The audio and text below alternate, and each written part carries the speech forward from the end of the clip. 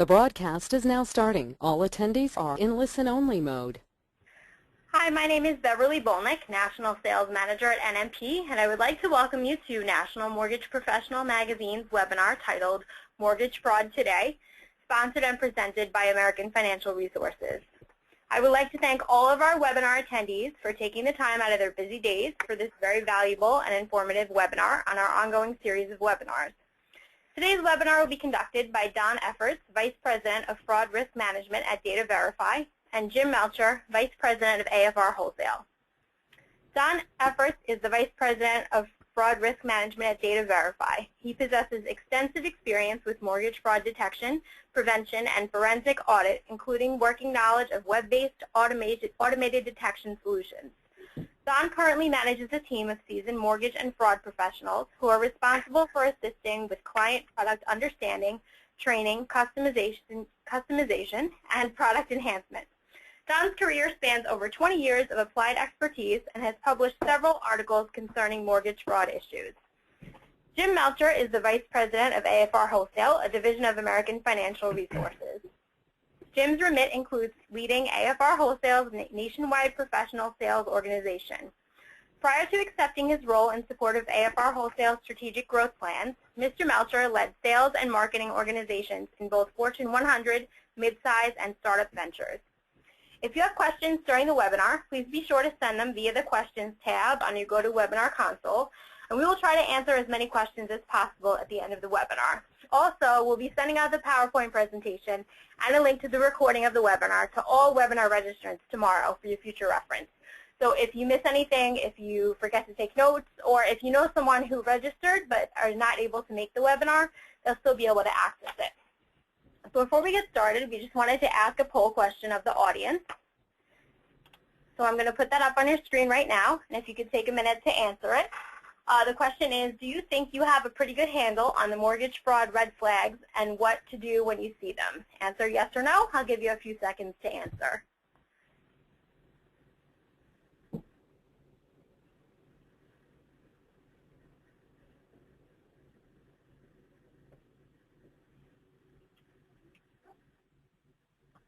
All right, I'm going to close the poll in another 5 seconds.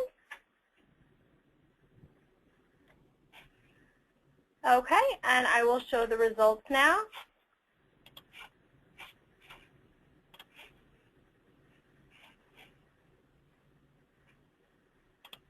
Okay, so we have 71% of you said yes, and 29% of you said no. So a lot of you have basic knowledge, but hopefully this webinar can add to what you already have. With that being said, it gives me great pleasure to introduce you to our first presenter, Don Efforts. Yeah, hi. Thanks, Beverly. Thanks for the nice introduction and for giving me the opportunity to present this today. And I'd also like to thank NMP and AFR for being on the train as well.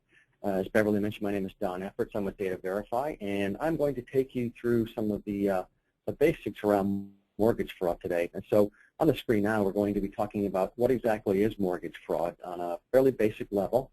We'll talk a little bit, actually somewhat extensively, about how to identify mortgage fraud, and then also the next step to that is how to prevent it. And so the agenda more or less consists of the following. We'll talk about some headlines from today just to kind of give folks the scope and some of the flavor of what we're dealing with here. Then we'll jump into some fraud basics. We'll talk about the scope and the size of the issue. We'll talk about some timelines about how the frauds have evolved over time. Then we'll jump into some fraud schemes, how to detect, actually look at some real live examples that we've seen and come across, and then we'll talk about best practices that we all can exercise in trying to help alleviate this problem. So before I get into the headlines for today, there's is fraud up or down? That's a question that we get a lot here, and I'm sure a lot of the folks on the phone do as well. And depending on who you talk to, you're going to get a different answer, kind of like talking to a room full of underwriters about how to manage a tax return or figure out a tax return. So it depends upon with whom you speak. Some vendors say that it's up, of course. It's a little bit self-serving, possibly. The credit bureaus say it's up regularly, and that's a bit more credible. And of course, law enforcement says it's up and rising, and that's even more credible. And so what we'll talk about as we go along are what's increasing and what the dynamics of it are. So without further ado, here's some headlines. I just ripped these right from the paper. I even used the fonts from the paper. Here's one: the former bank president from Inglewood Cliffs admits role in a $1.4 million mortgage fraud. So one of the things that I want you to notice as we go through this, and these were selected purposefully, is some of the titles here and some of the folks that we're dealing with. So here's one that talks about a Wilmington attorney headed to prison for mortgage fraud. And this guy prepared false HUD-1 settlement statements, falsified the existence and degree of the borrower's down payment, and did those kinds of things, and actually affected the contract price and the true recipients of the loan proceeds. So here we have an attorney, and this was a $15.8 million scheme with just over $3 million in losses. And I'll just give you some of the tidbits of these. Now this one is facing charges in multifaceted mortgage fraud conspiracy. We're going to talk about that one in a bit more detail later. We're going to kind of break that one down because that's an excellent example of some collusion among different parties. This one is somewhat near and dear to my heart because I'm in the St. Louis area, and this was a reverse mortgage. St. Louis man indicted in a reverse mortgage fraud scheme, and what we see here is what can be termed elderly abuse. This fellow befriended an elderly person, got himself in her confidence, and then took a reverse mortgage out on her home to support his lavish lifestyle with cars and, of course, illegal drugs. The next one is L.A. lawyer convicted in a massive mortgage fraud scheme involving over 220 homes and causing $50 million in losses. This guy solicited straw buyers with good credit over in Las Vegas and went through and falsified pretty much all of the documents in the transaction. So you can see that one's a fairly large scheme involving 220 homes and a lot of losses. Mortgage fraud appraiser sentenced to 15 months. This one was interesting because it was involved in 16 loans, and both the prosecution and defense agreed that the appraiser was, quote, browbeaten, quote, close quote, by the broker into providing bogus appraisals for these properties. And of course, do what they do. This one, again, notice the folks involved here. Former councilman charged with $13 million mortgage fraud scam. And this guy created all the false documents to make his straw buyers appear to be valid buyers and qualified buyers. Interestingly, as the article goes along, it indicates that he was a coach in Little League for 30 years and very active in the town. So all different kind of walks of life and so forth. And then the next one is here we have a realtor that admitted to a $2.4 million mortgage loan fraud. And this individual played a very in-depth scheme, 16 different transactions for $2.4 million. And this individual played 4 parts in the transaction, from homeowner to realtor and so forth. And then the last one that we'll discuss briefly here is a mortgage broker admits to a $100 million mortgage scheme. And the thing that's interesting about this one is that they actually talk about the straw buyers, again, which we'll talk about shortly and what that is. The straw buyers in that case were promised $10,000 a piece for their participation. And I have to tell you, with 3 kids in college, I'm thinking about it. Okay, so now we'll talk a little bit about what exactly mortgage fraud is. And technically, according to the FBI, it's a material misstatement, misrepresentation, or omission relied upon by an underwriter or lender to fund, purchase, or insure a loan. So as you think about it, pretty much every document in a loan file is either relied upon or used by one person or another. So for all intents and purposes, it's every document in the loan file, because I don't think there's a whole lot of documents in there that we don't rely on. And I have to tell you, I've been doing this quite a while, as Beverly mentioned, and I get asked all the time by people I've known for years, what is mortgage fraud? And so I tell them, and they just look at me with a blank stare, not understanding the process, not understanding what that means, not understanding how it's done, why do people do that? So, which, of course, just tends to plow fertile ground for the folks that do understand it, the folks we were just talking about, some attorneys, appraisers, and some of these bad folks, to go ahead and perpetrate this. So, and I think after a while, people just ended up stopping asking me about it because they just didn't understand it. And so another thing that I want to talk about here is that in this statement it talks about an omission.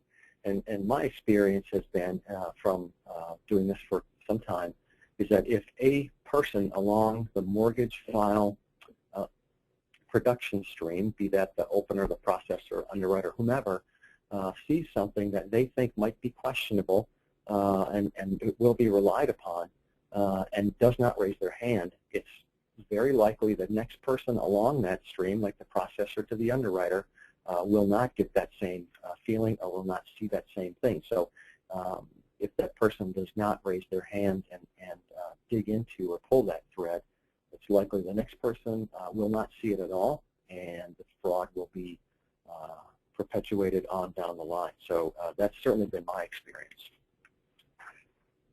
There are two broad categories of fraud, and I think this is fairly well accepted, and that is a fraud for a property or housing, and the other is a fraud for profit. And like we say here, typically the fraud for property is one home or one unit, one property, and the intent is to repay the loan. Someone might boost their income or get a falsified gift letter to get into the home, and they will stretch their budget and do whatever they can to stay in the house because that is their intent.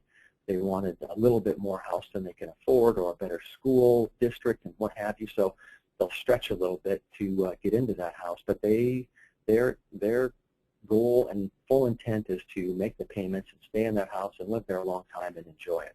So that's fraud for property. Still fraud, still misrepresentation, and still a big deal with the federal people, as you saw in the previous slide where we talked about what fraud is as far as material misstatements. So the fraud for profit is on the other side of that coin. Multiple loans and properties, a lot of the times, very elaborate and organized, like we will talk about in a minute when I break down that article I mentioned. Gross misrepresentations to identities, to assets, to whether the property even exists, to the value of the property, and then the participants are paid many times, or they could be a friend or a co-conspirator in on the thing for the payoff at the end, and clearly there is no intent to repay or occupy repay the loan or occupy the property whatsoever. And I will tell you that if we go up to that second bullet under for profit, we've been seeing in our world an increase in the organized piece. I think some of the folks are getting more interested in this, partly because, one, there's no one shooting at you. The likelihood of being caught is probably a little bit less than robbing a bank or a 7-Eleven or whatever kind of nefarious activities might be out there. And the payoffs are tremendous. Instead of robbing a 7-Eleven or some other kind of a convenience store and getting a couple $100, here you can pull down hundreds of thousands of dollars. So we see organized folks getting involved, and it's even entered some of our popular culture. And for those of you who have ever or fans of the show called The Sopranos, you probably got a pretty good diagram of house flipping and stripping and those kinds of things. So anyway, when we start seeing it in the popular culture like that, and that's some time ago, we know that it's a big deal. So that's the fraud for property or fraud for housing. And I'm just going to throw this up here for a second. This is an FBI mortgage fraud warning notice that's available, and some lenders are putting it in their loan files to just let folks know that this is a big deal if they're involved in one of these schemes or even in a fraud for housing situation. It's just to let them know that it is a serious offense, and you can see it's punishable by up to 30 years in a federal prison and $1 million fine or both, which is pretty serious stuff. Okay, so a little bit more on the fraud basics.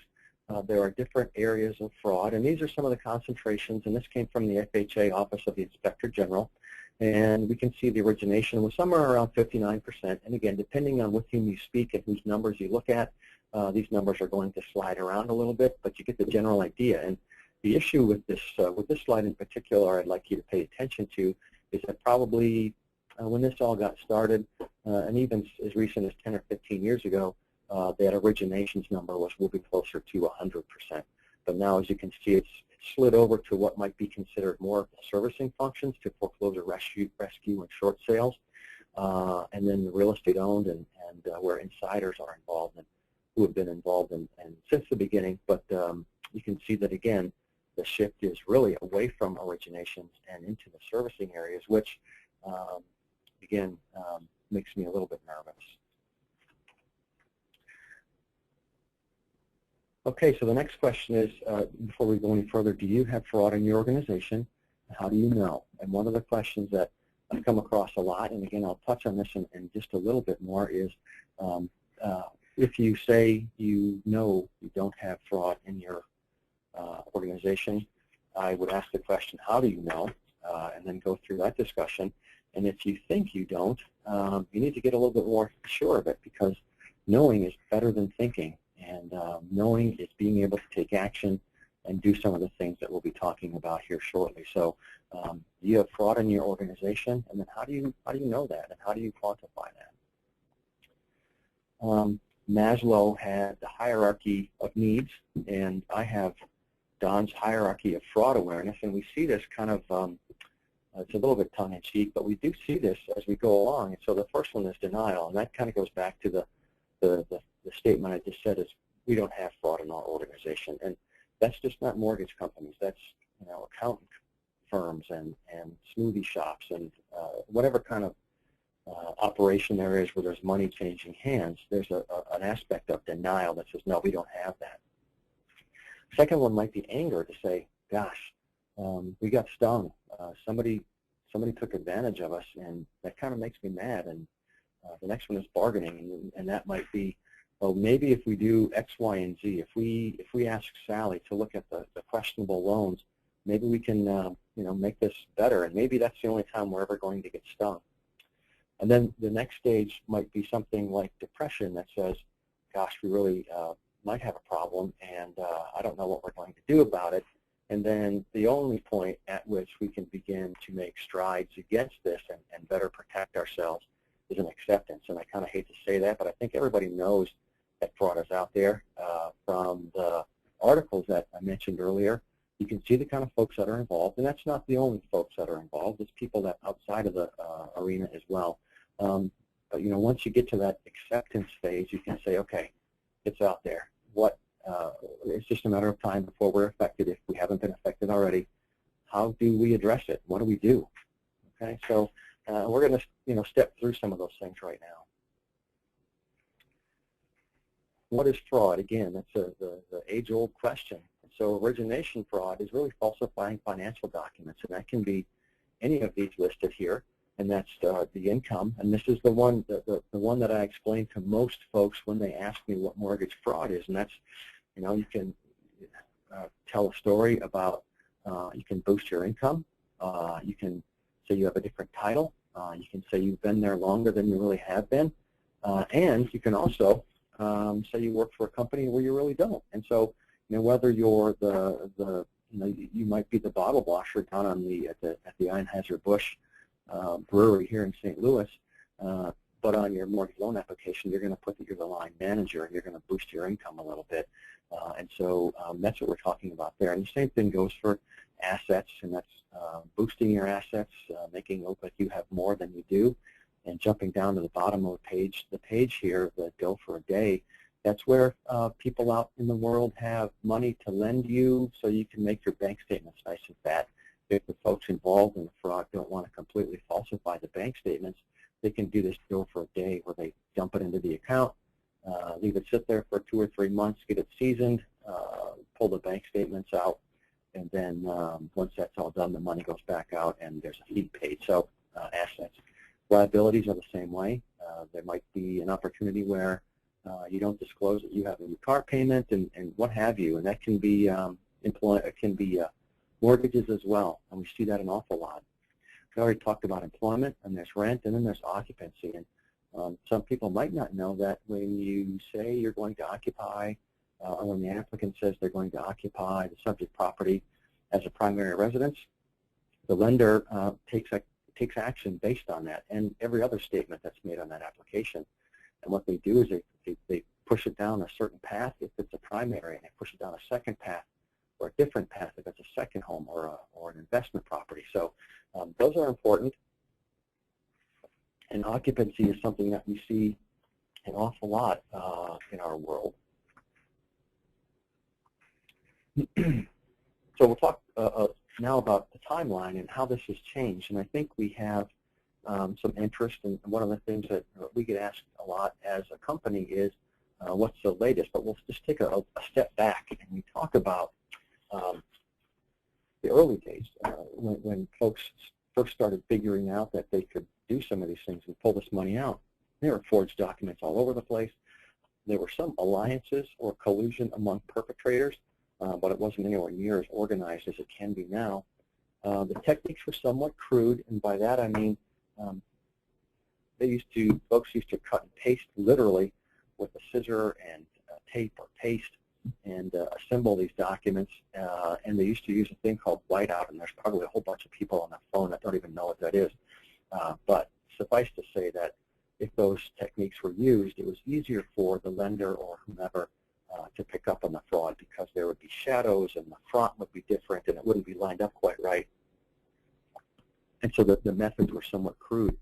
And frankly, there were fewer people out there trying to detect it. It was still very new and no one really knew much about it.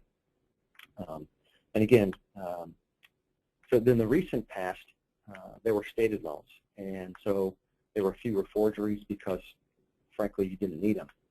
You could get a loan. They just believed the lenders were in their programs. If you said you worked for a company and you made X, if it made sense, it just went through and there was no verification, so there really wasn't anything to forge. Now we have swung full around where we're seeing a lot of forged documents again on the origination side. Only this time it's much more sophisticated. Everybody knows that if you can Photoshop one of your missing children into a family photo, you can definitely doctor a bank statement so that it looks real. And we've seen them, one in particular where the bank we sent it to said, yep, that's our bank statement, but the only way we can pick it up is we don't have a loan number or an account number like that. So it was a very, very good forgery. So again, it's very sophisticated, and it's shifting, like I mentioned earlier, over to the servicing side. And by that we mean foreclosure rescue, misrepresentation on the short sale process, on the modification process. And so I think we have pretty good controls on the origination side. We've been doing this for a long time. Fannie and Freddie have been helping along that line and trying to get the word out. And I think everybody's done a pretty good job there, although the fraud is still there. But anyway, it's shifted over to more of those servicing functions because over the last few years, that's where all the activity has been. And then again, very difficult to detect the forgeries today, unfortunately. And again, now, I think there's some interest in what's going on now, and the more lenders that I speak to, the more I hear that it's variations on a theme. We're still seeing occupancy, we're still seeing valuation, we're still seeing employment and income and asset forgeries, but again, it's just very, very sophisticated. So again, the more things change, the more they stay the same. And so there's the misreps that we're seeing today are just variations on a theme. And frankly, it's only limited to these folks' their creativity. All right, so the types of fraud that we generally see, and there are a lot more out there, and I know there's some folks on the phone that could add many, many different types of frauds here, but I didn't want to get too verbose, and we're going to talk a little bit about maybe 8 or 10 of the top ones that we see. The first one here, the illegal flip, is probably the easiest to understand, and I had to make sure I put the illegal flip on there because clearly there's nothing wrong with buying a house and for X and selling it for Y and making a nice tidy profit. Clearly that's a great thing to do, but where it becomes illegal is where the value gets artificially raised, and that can be through phantom repairs or just a very simple flip and some collusion there. So the illegal flip, they're still happening, and now it's kind of a challenge to get our hands around these because there's so many foreclosures that have traded hands, and a lot of those have been for cash. So with just kind of a handshake. So difficult to figure out what a flip is now, although there are certain ways to do that. So then on the opposite side of that, on the illegal flips, the value gets artificially raised, and on the flop, it gets artificially suppressed, especially in the short sale situations. I don't think this is a surprise to anybody anymore. So the value gets artificially suppressed or reduced there. One of the things that we see, I think we see a lot of this one, is the undisclosed self-employment, and I'm not talking so much about the primary employment, where the guy's a state trooper or works for a mortgage company or what have you.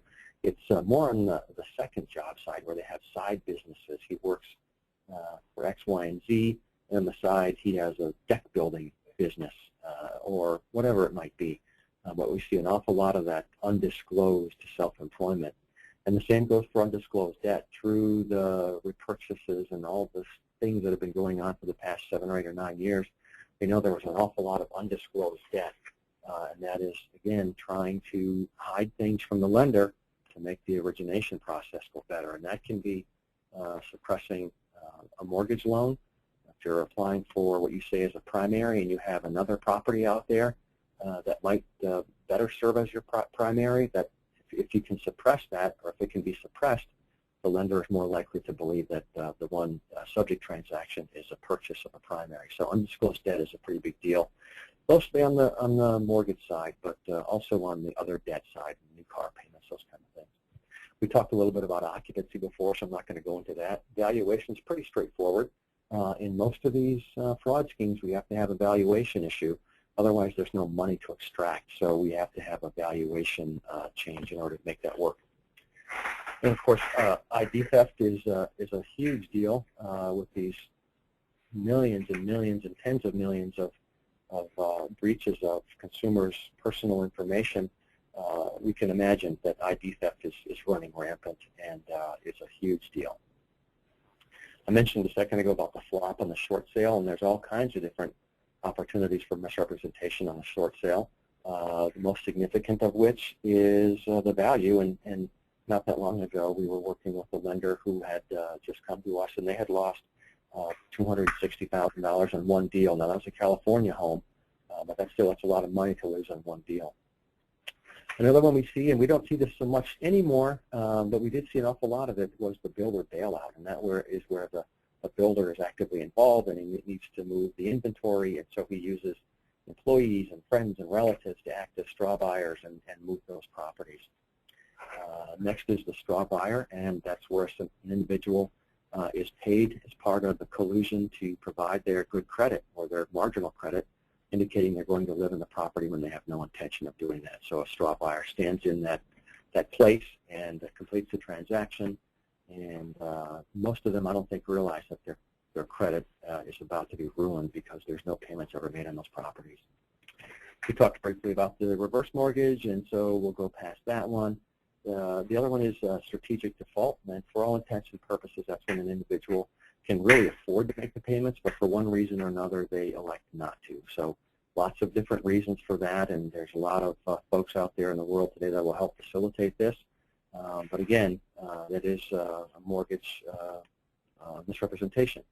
So then in the modification, we've seen where instead of on a normal transaction where the value is, or the assets or the income are boosted artificially, here we're seeing here and there in the modification world where those things are suppressed so that they're more likely to qualify for that modification. And then, of course, foreclosure rescue. Those are in the news a lot these days, but it's primarily where folks are paying a fee for some help on staying in their home, and they pay the fee, and then nothing ever happens, and the person absconds with their funds.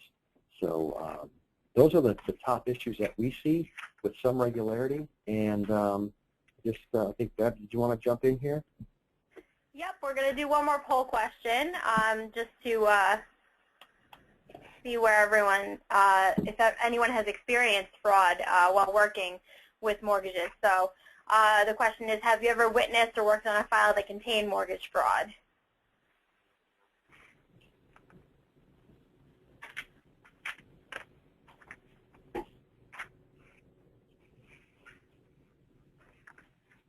I'm going to give you a few more seconds to answer, and then I'll share the results with you.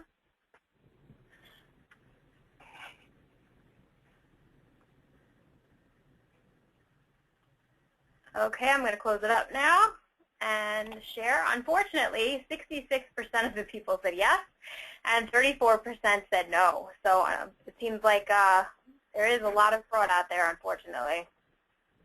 Yeah, thanks, Beverly. And that kind of helps along with the process here, in that a lot of you out there have definitely experienced this, which is certainly tragic. I hope those of you who have knew it when you saw it and addressed it and kicked the tail on those guys and did your business. But what we're going to talk about now is, now that we know some of the basics, what is fraud, what are the different kind of schemes, what are the different kind of concentrations, and the basics about it, we're going to jump into this article that I mentioned earlier, and I think it's somewhat helpful to understand how these things work if we can kind of dig into it and see what some of these parties are doing. And this was the article that was, I said there was 4 facing charges and a multifaceted mortgage fraud conspiracy. And so this one was in the Pittsburgh area and involving hundreds of properties and tens of millions of dollars worth of fraudulent loans. And so this was a fairly long article where they laid the thing out. And so I want to just go through the cast of characters so that we kind of understand what this was. Now, 2 of the ringleaders owned a business that bought and sold real estate. That's all well and good. More power to you. God bless you. I hope you do well. So these guys colluded with and gathered up a cabal, I guess, if you will, of different participants in the business. So, and this should be opening our eyes a little bit to how some of these things go. So we have the 2 folks that owned this business that bought and sold real estate. And next we had brokers who were mortgage brokers, and they prepared, and through this scam, they prepared and submitted the false documentations, including documents, rather, the applications, the VODs, the appraisals, the settlement statements. So whatever needed to be done on these transactions, these folks clearly were well aware of what the qualification thresholds were, how much assets they needed to falsify, what the appraised value needed to be for them to be able to pull out the money they wanted and to perpetuate the scam, how to fill out the settlement statements so that the scam could continue on for at least a little while longer. And again, this is hundreds of properties, so this was a well-orchestrated thing. So again, we had the business that bought and sold. They recruited and worked with 2 mortgage brokers to prepare the documents and submit them and work with the lenders to get those things approved. And believe me, brokers have gotten a lot of heat over the last years, and I'm not trying to do that. I'm just trying to sort out who did what here. And these folks also prepared the fraudulent personal tax returns for people to help in these, get these transactions through. So now we have that end of it. As a subset, really, of the mortgage brokers and some of the things they were doing, they had worked with 3 actual employees at 3 different financial institutions, all of whom pleaded guilty to their roles in the conspiracy, and their role was to prepare and sign the fraudulent verifications of deposit that misrepresented the assets that were available. So again, this is the part that's always amazing to me. Here's some folks within financial institutions that had access to the information, all of yours and my personal, very personal information and data, and used that to help perpetuate these schemes. So I don't know how much these folks were paid. Something tells me it wasn't worth the punishment they got. So again, the scheme is more or less coming together with what these folks were doing. And so then we also had a settlement attorney and his assistant, and clearly we know what they did. They prepared the false settlement statements and made sure the closings went through. And so they also misused trust accounts. In other words, they didn't take the funds from the lenders to pay off the mortgages that were supposed to be paid off through these transactions. They went ahead and kept the money and split it among them. So again, another cast of the characters, another level of the collusion is the settlement attorney. And then, of course, we had the appraisers who, like I said, without the boosted values, there's really no money anywhere for these people. So the appraisers, and there were multiples, prepared false fraudulent appraisals regarding the property condition and the value, and it's very likely these properties weren't in very good condition to begin with. So again, we have the people that bought and sold real estate, we had some brokers involved and some people within financial institutions, and we also had the settlement attorneys, and we had the appraisers. So again, very, very well orchestrated thing, and they pulled out hundreds of properties and tens of millions of dollars worth of fraudulent loans. And so, as kind of a summary to that is this next page, and the article doesn't mention straw buyers, but clearly they were dealing with hundreds of properties, so they had to have straw buyers here. Identity theft was probably involved as well, because you just can't come up with that many people that you know to help you buy these properties or pretend to buy these properties. And the thing that I want to make sure everybody understands is that, you know, this isn't a victimless crime. Some folks might think it is, but if you have one of these houses next to you that's being flipped back and forth, and there's people moving in and out, or it's sitting there vacant, or there's people that just decide to move in and destroy it, that affects every other property in that neighborhood. And again, we saw one article earlier where there were hundreds of properties, most likely in the same geographical area. Here's another one with hundreds of properties in a geographic area in and around Pittsburgh, where through the scheme, the values in the neighborhoods are impacted, and then that makeup of that neighborhood is affected. And if the effect is strong enough, other folks begin to move out, the values drop, and it's destruction from the get-go. So again, to summarize this one, these folks got fines in prison and restitution, which I'm sure will never be paid, and the end of their careers. And so I don't know what convinces these people that this is the way to go. I don't even like driving by prisons, especially federal prisons, and so I'm not sure that what the draw is here, but it's amazing to me, and it does go on and on. So again, that is the makeup or the diagram of one of these schemes. And so the key here is looking for these patterns, looking for the connections. There's many loans here with the same properties. Now, granted, they probably went to different lenders, but some of these lenders probably funded multiple of these transactions. And so one of the tricks to be able to pick off these schemes is to be able to make those connections. And so with that, we'll jump into the detection. So we now know some of the basics about fraud. We know how some folks perpetuate it or perpetrate it. And so now we'll talk a little bit about how you detect it. And I think there's some interest out there about this. And by the way, I know there's some folks on the call who are well aware of all of these things, but in order to make sure we're all on the same footing, we're going to cover the basics here. So there's two ways to detect, one of which is a manual review. And everybody pretty much knows what that is, and that is just doing a one-by-one analysis of the loan file to say, boy, are there any red flags here? Yes, let me take a look at this one. Let me take a look at that one. How do I do that? I think I'll do an internet search. I think I'll check these people to see what they're doing, what their business is like. And so it's these one-off kind of analysis and searches that we're talking about when we talk about the manual. And so it's multiple pieces and a lot of research. It's a stare and compare kind of a thing. One of the things that we see is those are fairly inconsistent and fairly inefficient. And by that I mean, and that's not anybody's fault, it's just that again, if you put 10 people in a room and talk to them about how to do a fraud analysis or investigation, or even investigate a red flag, you'll get some varying degrees of what that means to them. And so then you get varying degrees of what they do to try to solve whatever that issue is. So one person might go to the internet, one might open a book, one might go to a website, another one might go to another website. And so these manual reviews can be challenging and very expensive. And I know that for a lot of folks, that when you start looking at something on the internet, you go down, kind of tumble down the rabbit hole, and 15 minutes later you're looking at pictures of yellow tree frogs in the Amazon. So we have a cost of the actual search cost, the technical cost of it. We also have the cost of individuals' time. which is, in my book, can be much more expensive than the other. So again, the manual searches, somewhat inconsistent and somewhat challenging.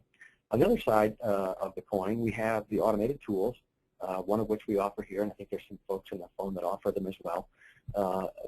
These things have evolved a lot over the past 10 or 15 years, from a very simple question and answer, raise a red flag kind of an issue, to something that's very, very sophisticated, goes out and checks with hundreds of thousands or thousands of pieces of data and brings those back and runs calculations on them and does some scoring and gives the red flags that are more important than the others and those kind of things. And so what these tools deliver is an efficiency.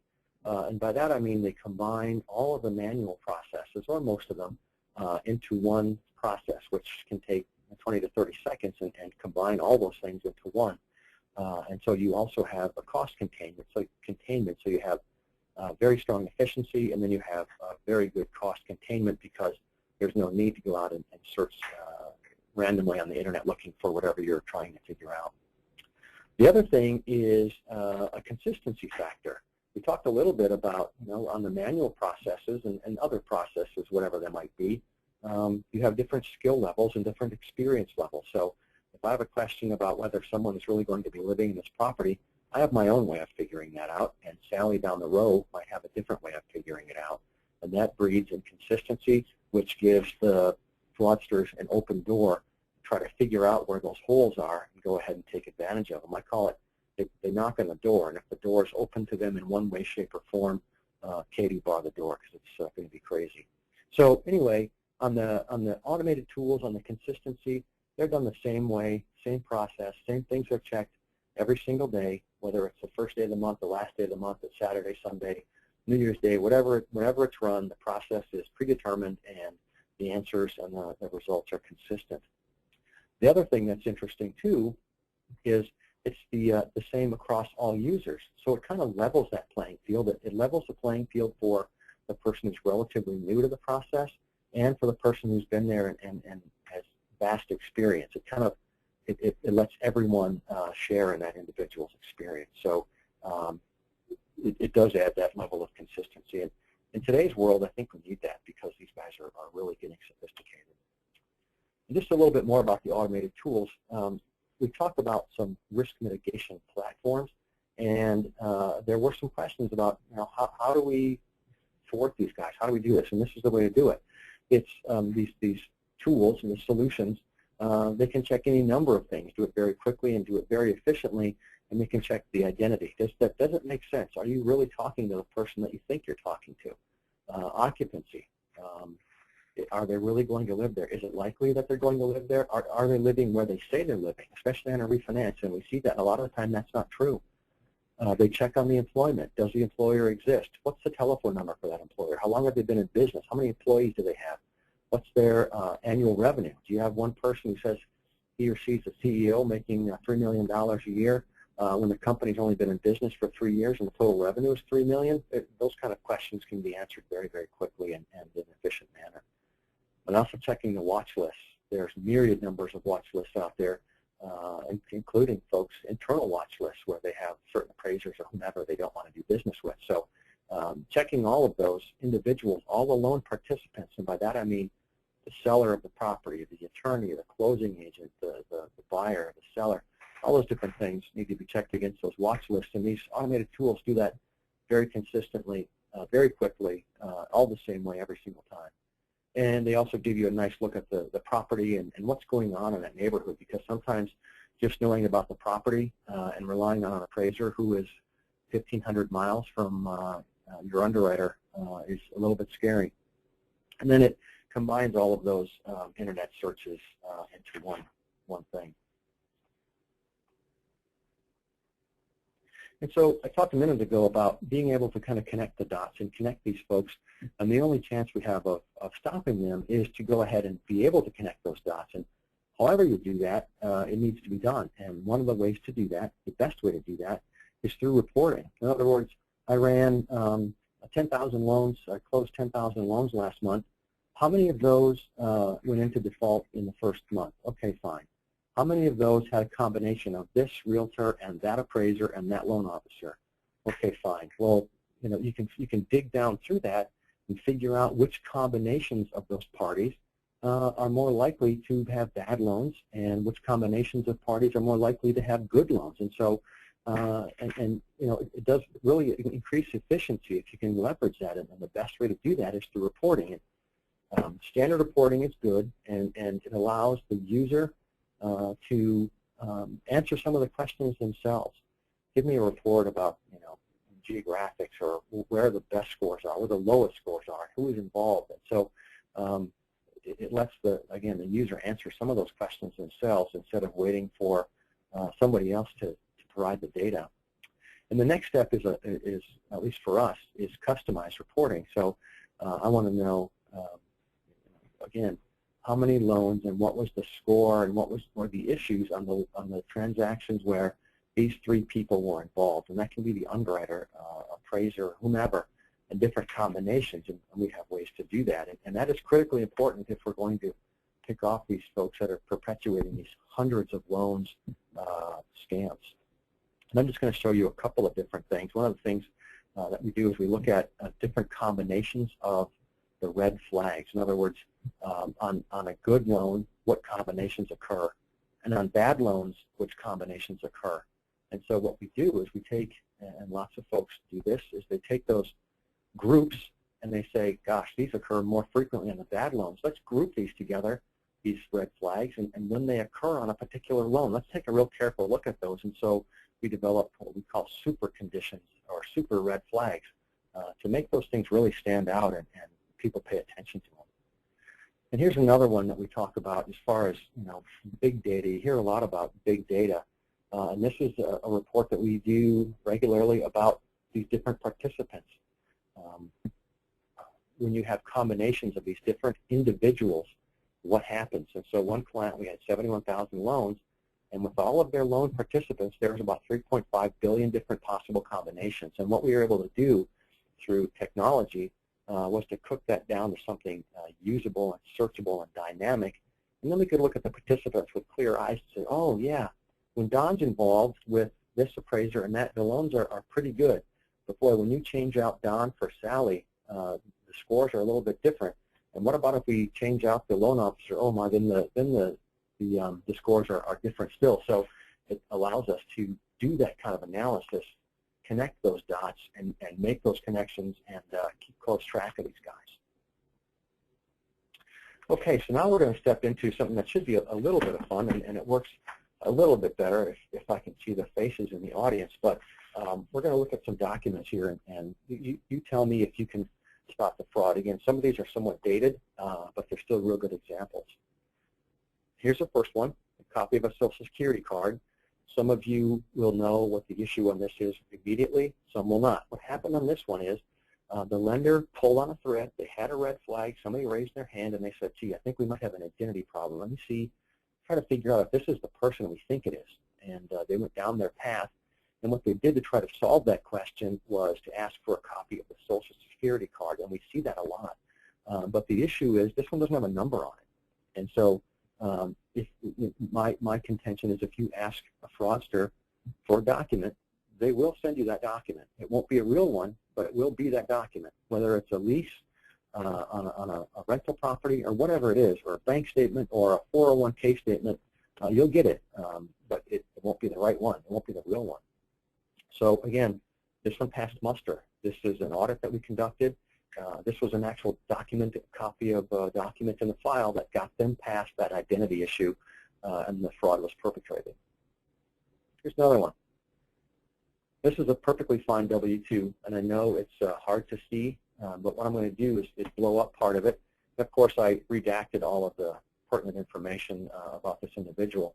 So here you have the wages, tips, and the Social Security, and the Medicare, and interestingly, all of these fit, rather, they foot. In other words, all of the calculations are accurate. FICA is a certain calculation. Social Security and Medicare, those are all certain calculations. The problem is here is that for this year, the maximum FICA wage was $90,000. And so the maximum pay on the right-hand side should have only been $5,500. So they got the calculations right. They just didn't know that they were supposed to stop the calculation when they got to $90,000. Here's another one. This is a pay advice, and I'll blow up the piece of it here. So you see the rate is $24.28 an hour. This is in a file for 40 hours. And then here's the real one that we actually got from the employer.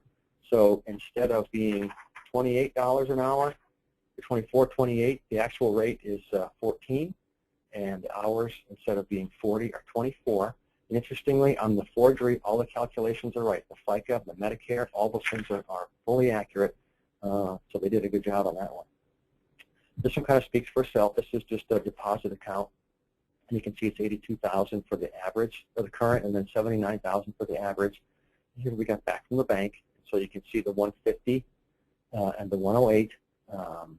What they did is they, added the 82,000 and the 79,000 in front of those. So again, that's a pretty good forgery. And again, there's no really need to do anything else on that one.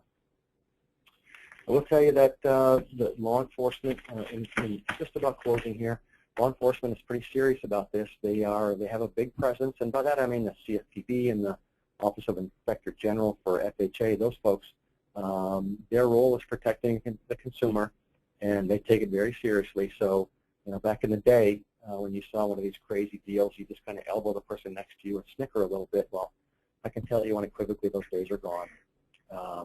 And then a couple of best practices: know your customer, employ strong, consistent, preventive solutions. Have a true company commitment. In other words, if somebody pulls a thread and finds out that somebody internal is involved, whether a big producer or not, be prepared to take action on that. Stay abreast of industry developments. Train your teams often. Be prepared to take action, and know whether you have fraud in your area and if you don't. And one last thing I'll close with is we need to make sure that folks have escalation procedures, so that if somebody has a question, if they think they see something, they have to know what to do with it. If they don't, they're going to jump past it and move on, and then it's going to be lost. So we need to have those escalation procedures in place. And with that, I will turn it over to Jim Melcher. Jim? Great, thank you. First I'd like to thank Don for a great presentation and overview today of the mortgage fraud environment. As mortgage professionals, our understanding of this environment is certainly critical to our success today as well as in the future. And I'm really encouraged by the participation that we had today throughout Don's presentation. So that was great. AFR is in partnership with Data Verify, and we're both committed to fighting mortgage fraud. Together, we've implemented some of the most complete integrations in the business to ensure the proper verification and validation of our loan applications. This partnership is certainly critical in today's regulatory environment. American Financial Resources is a nationwide mortgage lender headquartered in Parsippany, New Jersey. I know we have many of our customers on the call today, and many people that maybe are looking to understand a little bit more of what we can offer. With over 17 years in the mortgage business, we've quickly grown to one of the country's largest wholesale lenders, serving thousands of clients across the country. AFR Wholesale provides our clients with FHA, VA, USDA, and conventional programs. And these programs include manufactured housing, HARP programs, 203K, 203K Streamline, as well as newly introduced jumbo programs. We've got a fixed jumbo, ARM, and we just introduced an Easy Doc for self-employed borrowers. In addition to a great product portfolio, with AFR Wholesale, our clients have many options. And these options give you the flexibility to decide how you want to do business on a loan level basis, providing you the options of wholesale direct, where we actually do the processing for free, or third-party origination, table funding, and our correspondent, non-delegated and delegated, you decide on a loan level basis.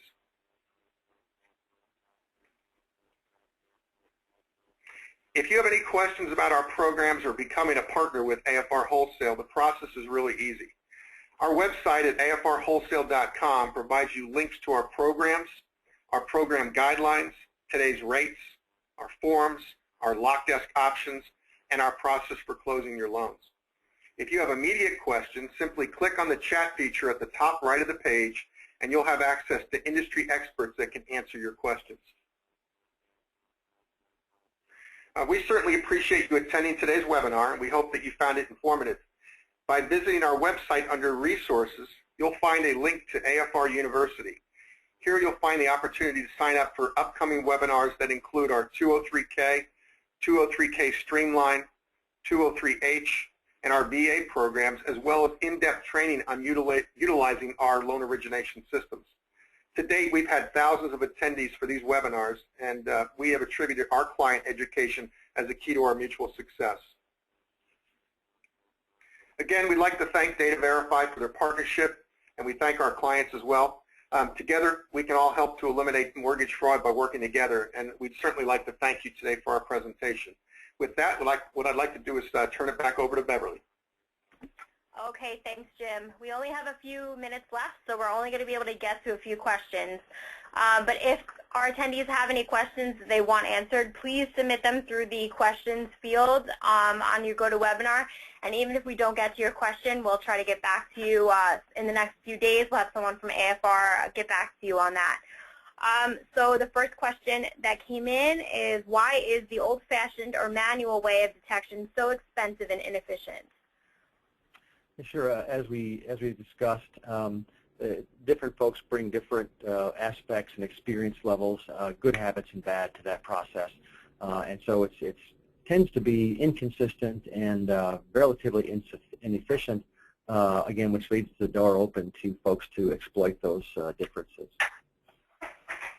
Okay. And someone asked, what should I do if I think I see fraud or misrepresentation?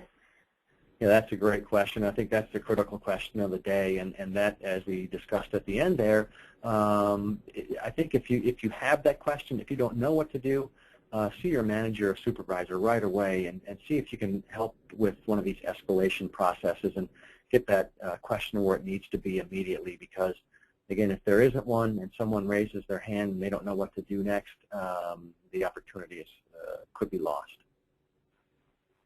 Okay, great. Someone asked, what is the most prevalent scam or scheme that you are seeing today? Yeah, I think of those scams that we talked about, we still see a lot of valuation issues. We don't see a whole lot of identity. We see a fair amount of occupancy and valuations right now. Okay. And what would cause or encourage the FBI to take up a potential mortgage fraud case? Yeah, again, that's an age-old question. People fill out their SARs and nothing seems to happen. The best way to get their attention, unfortunately, is to have a huge scam. They have limited resources, and they want to put their money and their resources where they're going to get the biggest bang for that buck. So they are interested in these large scams, again, so that they can fully leverage their resources and get the most bang for those bucks that they have to spend. Okay, and we have time for one more question. Someone asked, actually, it's kind of about volume. Does the use of fraud detection tools slow down the process? And if so, would I be able to get fewer files completed as a result? Yeah, that's another great question, and typically the answer to that is no, because what it does is it streamlines the process. It allows those files with high scores or really no perceived risk to slide through a little bit quicker, allowing you to get those through more fast, and allows more time to be spent on the potentially problematic ones, which is exactly what we want to happen. Okay, great. Well, again, if you had questions that were not answered, I will definitely pass them along to our presenters and have someone get back to you. I would like to thank all of the attendees for taking time out of their day, and also would like to thank Don Efforts and Jim Melcher for a great presentation. And we will be sending out a recording of the webinar and a copy of the PowerPoint to all people who registered for the webinar. And I hope everyone has a great rest of the day. Hope to see you on one of our next webinars. Thanks, Beverly. Thank you.